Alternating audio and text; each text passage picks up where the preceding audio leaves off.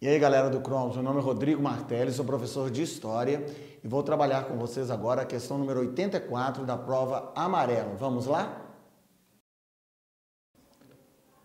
E aí, galera, a questão número 84, ela trabalha o presidente Ernesto Geisel, que é o penúltimo presidente do regime militar. Geisel iniciou um processo de abertura lenta, gradual e segura. Abertura que significa também distensão, lenta, gradual e segura. Dentro desse processo, Geisel, por exemplo, revogou o ato institucional número 5, que havia sido editado pelo presidente Costa e Silva. Por que Geisel promoveu um processo de abertura? Primeiro, por causa da crise econômica que o Brasil vivenciava pós-guerra do Yom Kippur, a guerra do Dia do Perdão, lá no Oriente Médio, que aumentou consideravelmente o preço do barril de petróleo. Segundo, que Geisel era de uma linha mais intelectual do Exército, chamada linha da Soborne, e não concordava muito com as medidas do governo Médici, extremamente autoritárias. Então, promoveu um processo de abertura lenta, gradual e segura. Porém, essa abertura tinha certos limites, tá?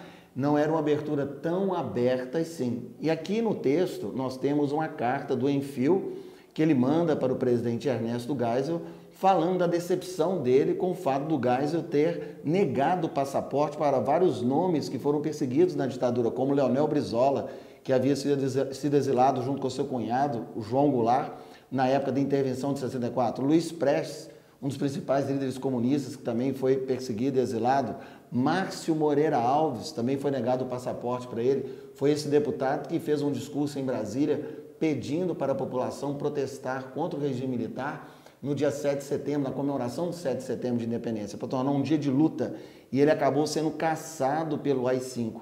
Então são pessoas que questionaram o regime militar e tiveram, na época do Geisel, mesmo sendo uma abertura, passaporte negado. Então, o cartunista Enfio quis compactuar com essas pessoas que eram perseguidas e como ele também contestava o regime militar. Então, a abertura do Geisel não era assim tão aberta.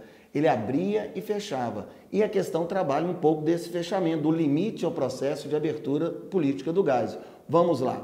No referido contexto histórico, a manifestação do cartunista Enfio expressava uma crítica ao limite do processo de distensão política.